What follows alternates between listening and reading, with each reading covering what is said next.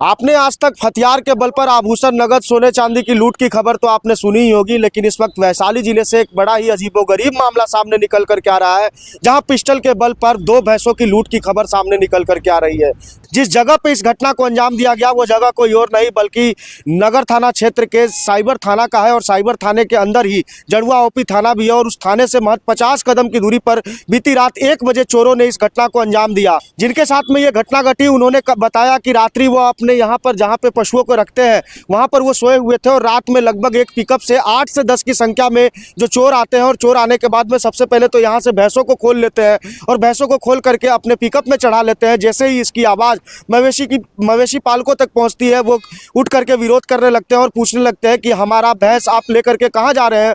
ऐसे में उन्हीं में से एक चोर जो है पिस्टल निकालता है और सीधे इनके सीने पर तान देता है और कहता है कि अगर तुमने किसी को कुछ कहा या हमारा पीछा किया तो तुम्हें गोली मार देंगे। घटना घटी की मतलब ये 2 भैंस था, दोनों भैंस रात 1 बजे के लपेट में वो चोर लोग खोल लिए।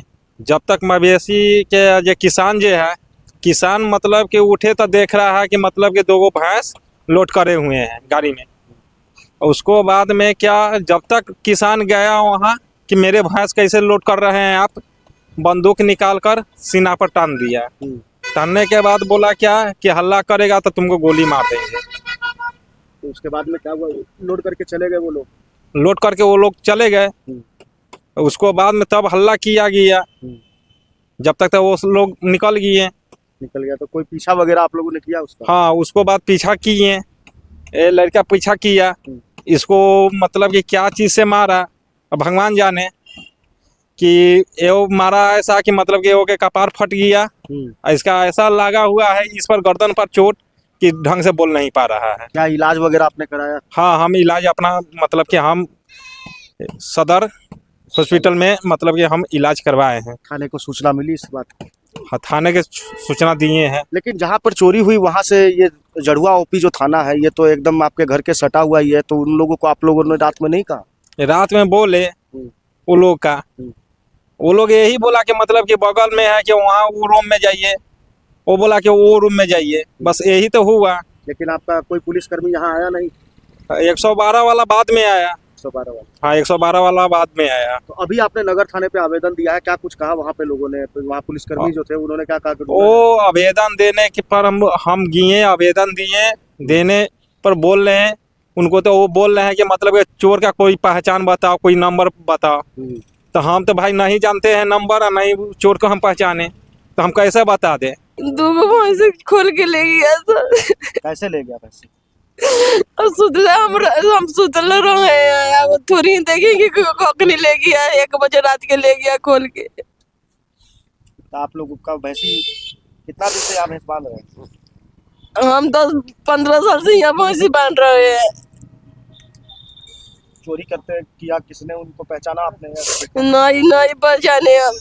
कितना का कीमत का भैंस था वो? 2 लाख के रहा है भैंसी। तो थाना पर गए तो थाना वाला क्या बोला? थाना वाला आया, कुछ नहीं बोला, चल गया थाना वाला। किसको बोला? नहीं, कुछ नहीं बोला है, हम अति करेंगे, बाकी कुछ नहीं करा है थाना वाला।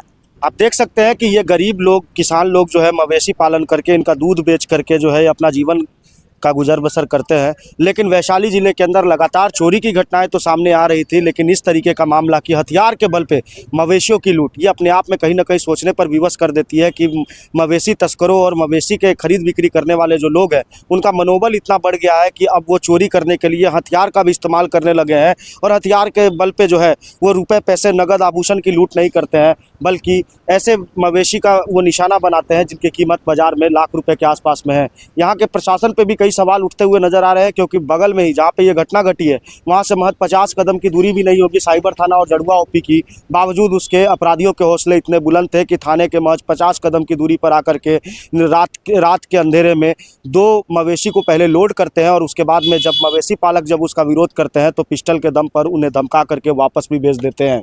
देशमत न्यूज़ के लिए मैं अभिजीत शर्मा।